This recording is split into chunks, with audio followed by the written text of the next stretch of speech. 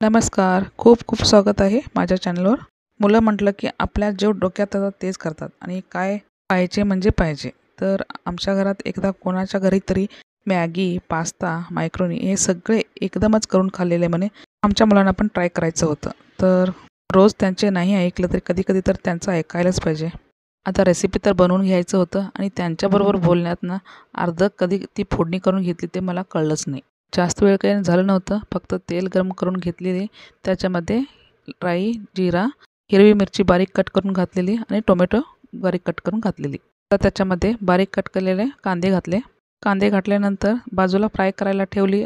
दुसऱ्या चुलीवर एका भांड्यात पाणी घालून पास्ता आणि मॅक्रोनी शिजवायला ठेवली.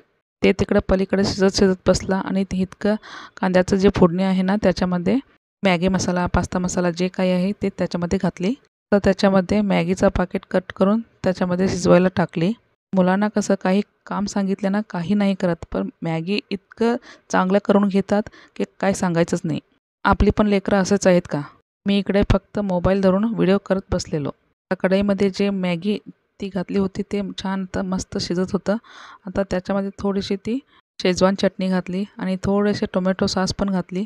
तिला जे काही आवडतं ते सगळं त्याच्यामध्ये काय सोडगाड सगळं घालून घेतली. हे व्हेज मायोनीज घातली. आता इतकं सगळं जगभरातलं मसाले घातले. खाण्यालायक होते की नाही काय माहीत. आणि जे काही घातले आहे ते चमच्याच्या सहाय्याने ते मस्त मिक्स करून घेत आहे. आता पलीकडे ठेवलेली पास्ता पण शिजून आलेत. ते पण ह्याच्यामध्ये मिक्स करून घेतली. आता मॅगी, मसाले आणि हे नवीन काय पास्ता घातले ते सगळे एकजीव होऊपर्यंत छानपैकी असं परतून घ्यायचा.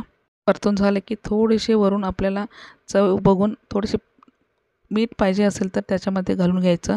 नाहीतर पाणीचं थोडं कमी प्रमाण वाटत असेल तर पण ते पण घालून घ्यायचा. काही येते की नाही येत ते माहीत नाही. पण मॅगी सांगितले की रात्रीचं 2 वाजता पण डोळे चोळत-चोळत करून घेतात. म्हणजे तितकं बनवून खाऊन तेवढे परफेक्ट झाले आहेत ते.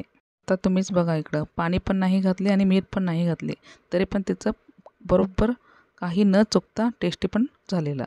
खरं सांगायचं म्हटलं तर चवीला एकदम छान झालेला, टेस्टी पण झालेला. एकदा ट्राय करून खायला काही हरकत नाही. चॅनलला नवीन असाल तर लाईक करा, शेअर करा, सबस्क्राईब करा आणि पुन्हा भेटू पुढच्या अनेक रेसिपीमध्ये. Bye bye. धन्यवाद.